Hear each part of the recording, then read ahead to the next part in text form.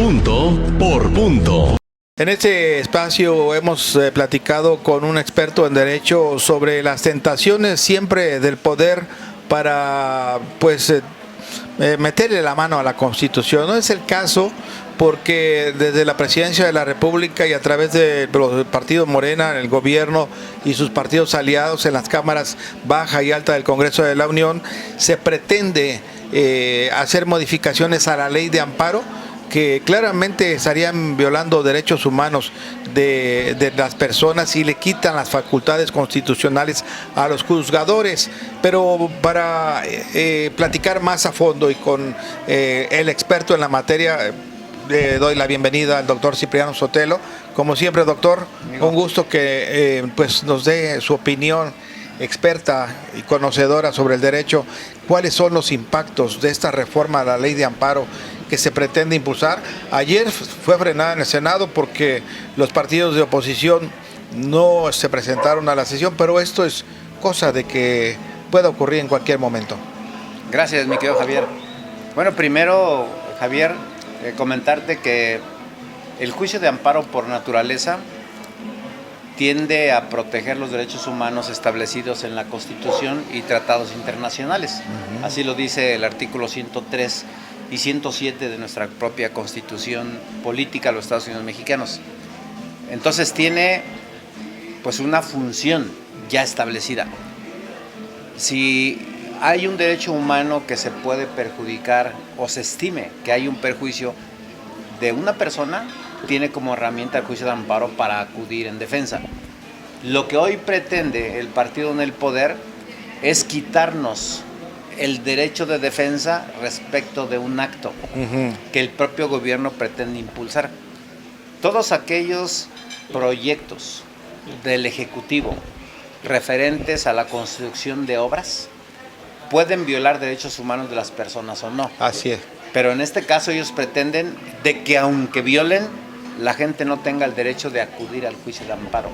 Esto evidentemente desnaturaliza el juicio de amparo, porque si nos vamos a hechos recientes... Oiga, es el caso del Tren Maya. Es lo que te iba a decir. ¿No? Exactamente, a hechos recientes del Tren Maya, la gente consideró que se estaba atentando contra un equilibrio ecológico, que es bien de la sociedad, no es un bien del gobierno, no es un bien de una persona, es un bien genérico. Así es. Y vinieron un sinfín de demandas colectivas y logró frenarse el proyecto, que al último se desatoró. Bueno, un juez consideró que la inconformidad era infundada, aunque también hay sospechas de que el ministro en retiro, así es, Arturo Saldívar, dio instrucciones para que los amparos fueran negados, lo cual sería muy grave. Así pero muy grave. Y ahorita vamos a platicar a qué ha llegado eso al tema, al terreno electoral, toda esta disputa también, pero... Sí, de ser el caso, Javier, que se insistiera en la modificación del juicio de amparo para que los particulares renuncien al derecho de inconformarse cuando se trata de la construcción de mega obras propuestas por el Ejecutivo en turno, yo creo que va a ser materia inclusive de crítica internacional. Así es. Estaríamos nosotros renunciando a derechos colectivos que se tienen y particulares. Ojalá, y los señores legisladores analicen de manera concienzuda el hecho y desde luego no le den trámite. No por tener intereses políticos, al contrario, es cuidar nuestro entorno y nuestros derechos particulares. Hoy puedes ser autoridad, mañana no lo vas a hacer y te vas a autoquitar un derecho. Así es, y bueno, cuando lo hemos visto en muchas ocasiones y en muchos casos, cuando es poder, se transforma la ley, se tuerce la ley a conveniencia, y cuando se está del otro lado de la oposición, de la que no es gobierno, se quieren hacer esas reformas para proteger los derechos. ¿Cómo es de veleidoso el poder? ¿Cómo es de convenenciero el poder? Lo hemos visto en muchas etapas, no solamente ahora, pero lo que hemos platicado, maestro, con usted siempre, esta tentación del presidente en turno, en este caso, pues en este gobierno del presidente López Obrador, hemos visto un sinfín de intentos de cambiar la Constitución a modo. Sí, bueno, yo creo que el presidente se va frustrado de que no pudo cambiar la Constitución y quitar la no reelección. Él hubiera querido perpetuarse. Lo intentó, lo buscó, no tenía la mayoría calificada en el Congreso, eso nunca lo tuvo, Y por fortuna no se pudo quitar eso, no para él, para ningún presidente. Así es, sí. Yo creo que 6 años es más que tiempo suficiente para lograr que un proyecto fructifique. Aquí cada quien tendrá... O para que eche a perder un país también, ¿no? Cada quien tendrá el punto de vista de lo que hizo el presidente, que ya se va, para bien o para mal, pero qué bueno, porque habrá oportunidad para otros. Sí. Que lo van a hacer mejor o peor, yo no sé. Sí, así pero es un derecho que debemos todos cuidar, la no reelección. Oiga, entonces, bueno, estas reformas que se pretenden a algunos artículos de la ley de amparo, también no solamente a las personas, a terceros, se podría estar violando sus derechos humanos, también a los juzgadores les atan las manos. Hoy está México, o por lo menos la parte de los abogados, pues con estos cuestionamientos de que si sí o si no. Desde el piso 14 de la Corte se instruía a jueces, a secretarios de acuerdos, a magistrados para resolver asuntos en favor del Ejecutivo. Esto muy grave porque se pierde la autonomía de los poderes. Totalmente. Y del Poder Judicial, lo deja muy lastimado. Qué grave, Javier. Te quiero comentar que el cargo de ejecutivo del país o de cualquier estado pues llega a través de la elección, donde votamos los ciudadanos para elegirlos, a los diputados también. Entonces el legislativo y el ejecutivo son cargos políticos, el judicial no. Al judicial no se le elige a través del voto popular, sino a través del mérito que tiene el juzgador, la preparación, la capacitación. Cuando entraba en conflicto el ejecutivo y el legislativo, el judicial ponía orden. Así es. Pero eso quedó en el pasado. Claro. Hoy, qué lamentable, créeme que me da mucha tristeza reconocerlo, la Corte ya no es la Corte de antes. Así es. La Corte que ponía orden y ponía las cosas en su lugar fue corrompida. Oiga, y lo peor de todo es que algunos se erigen como puros, y cuando sale a la luz pública que había dentro todo un entramado para dirigir casos en favor del grupo en el poder, pues entonces no son tan puros. No son tan puros, se corrompió la Corte y dejó que la política penetrara. No solamente la Corte Nacional, en todos los estados de la República, y Morelos no es la excepción, ¿eh? Así es. También está muy politizado. Hoy ya no es el Poder Judicial de Morelos vertical, claro, en el que se podía confiar. Ojo, esto es muy importante. Ya hay dudas de lo que ahí se determina, igual que en la Corte. Te quiero decir que la Corte, en el momento que determina que no es impugnable la decisión del Congreso de Morelos en la elección de magistrados, se acabó la confianza en la Corte.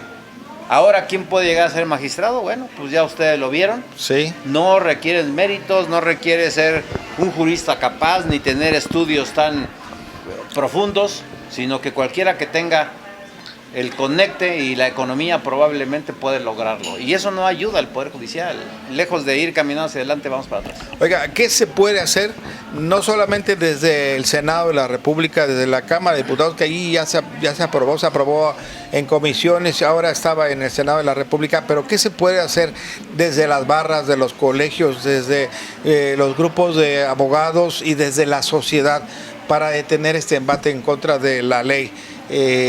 Particularmente contra estos intentos de modificar la ley de amparo, dejar pues inerme a los justiciables en muchos casos. Sí, ¿te acuerdas, Javier, que hace aproximadamente un año el Congreso de la Unión pretendió modificar la estabilidad económica de la Corte? ¿Qué fue lo que ocurrió? Hicieron paros nacionales por todos lados el personal de la Corte y nunca pasó nada. No pasaron las reformas. Así es. Entonces parece ser que a los legisladores lo que les gusta es esto. Yo creo que es bueno que los abogados de todo el país en las agrupaciones, hay infinidad de agrupaciones que solamente surgen a la vida jurídica el 12 de julio. Así es. Los demás días no existen para nada, salvo cuando tienen algún interés. Cuando quieren que el gobernador o el presidente en turno vaya a sus desayunos. Los voltea a ver. Sí, así, ya lo dijiste bien. Yo creo que es importante que la valía persista, que nos coordinemos todos y que pongamos un frente a los legisladores. Los legisladores el presidente de la República, los gobernadores, los diputados son nuestros empleados, les pagamos con nuestros recursos. Entonces, ¿por qué hacer lo que ellos quieran? Hay que frenarlos. A tu empleado cuando no funciona, lo corres o lo limitas, ¿no? Y otros embates, ¿cómo ve a la sociedad, maestro? Muy pasiva. ¿Cómo ve a los ciudadanos? Agachados, pasivos, no quieren hacer esfuerzos. Están en la comodidad. Una sociedad cómoda, que quiere todo bien pero no quiere esforzarse y obviamente pues no eso quiere hace, defender sus derechos o no le da los flojera. entiende. Sí los entiende pero no quiere hacer el esfuerzo. Por eso vemos una política rapaz, porque si no hay oposición me llevo hasta el perro, ¿no? Creo que la sociedad tiene la culpa del gobierno que se tiene y ahí no podemos culpar a nadie más. El 2 de junio tenemos la oportunidad de utilizar el arma letal, que es el voto. ¿Se utilizará o no? ¿O siempre me iré por la conveniencia? Pues nosotros hagamos un autoanálisis. El gobierno que tenemos es el que queremos, pues entonces la llevamos. Si no, pues el 2 de junio tienen la oportunidad de hacerlo. Es que hace unos momentos, antes de entrar a cuadro, decía yo que hay dos visiones. Hay quienes quieren que sea la continuidad para seguir recibiendo los apoyos económicos que se hicieron creer que surgieron en este sexenio. Y hay otro grupo que dice lo que importa no es la dádiva que se recibe cada mes o cada 2 meses, sino no llevar al país al desastre, al despeñadero, ¿verdad? Al despeñadero, como se decía. Mira, primero, yo en lo particular considero que quien ha trabajado toda su vida y ha agotado las fuerzas, tiene derecho a que el gobierno le dé facilidades de vida, una pensión. A los chavos nada de pensión, ¿eh? Los jóvenes no necesitan pensión, tienen fuerza, hay que guiarlos, que se esfuercen para que construyan un proyecto. ¿Por qué habrán de conformarse con 5,000 pesos mensuales cuando pueden ganar 50,000 o 100,000? Hay que enseñarlos a trabajar para que crezcan, para que sean productivos. Ellos van a dirigir los destinos de este país. Pero lo que darles pensión, Javier, implica hacerlos mediocres, ¿eh? Sí. Y que ellos gobiernen al país y lo avienten más a la basura. Pues eso, creo que siempre ha sido la intención del gobernante, que los ciudadanos no piensen. Lamentable. Que no razonen para que puedan ser carne de cañón en favor del partido en el poder. Siempre, ¿no? Desafortunadamente es así. Oiga, y hablaba usted de las pensiones, ahorita me vino a la mente su opinión sobre este fondo que se quiere hacer con las afores, quitarle a las personas que no han reclamado sus afores, quitarlo y pasarlo a un fondo disque para beneficiar a los trabajadores. Mira, ¿Lo ha analizado, lo ha revisado? Sí, ¿Cuáles son los pros y cuáles son los contras? Ok, mira, es dinero que está en la opacidad, que no tiene ninguna función. Lo que quiere el gobierno es utilizarlo. Dentro de su gran proyecto electoral o electorero, como se quiera ver, es tratar de decirle a la gente que le va a dar los mayores beneficios. Ese dinero lo quieren utilizar para hacerle creer a la gente que va a lograr las pensiones al 100% de lo que merecen y no con un porcentaje disminuido como está hasta la fecha. ¿Usted confía en eso, doctor? No, por supuesto que no. En los políticos no puedes confiar. Siempre hay una mentira tras bambalinas. Ese dinero se va a utilizar. Si no lo han reclamado, ¿en cuánto tiempo? No lo van a reclamar más adelante tampoco. Y como no lo reclamas, pues obviamente alguien se va a apropiar de él. Así que creo que hay una trampa interna, aunque la justificación parezca sana y transparente. Oiga, además los años nos han enseñado, los años en esta actividad y los años a usted como abogado y los años de vida nos han enseñado que cuando un político dice una cosa hay que leerlos. Al revés. Al revés. Cuando dicen que no se va a malocupar ese dinero y que va a ir a las manos de los trabajadores. Ay, nanita, como dijeran por ahí. Cuídense, ¿no, doctor? Finalmente, ¿algún comentario acerca de todos estos temas que estamos platicando? Mira, Javier, desafortunadamente ha sido una constante de la clase política. En México no hemos apoyado un avance en la política abierta, sincera, transparente.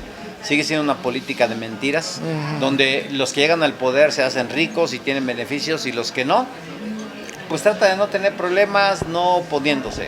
Ya es tiempo que la sociedad reflexione en lo particular, que analicemos realmente qué queremos dejarle a nuestros hijos, que son los que vienen atrás. Y a partir de ahí, que emitamos nuestro voto, pero que lo hagamos en conciencia.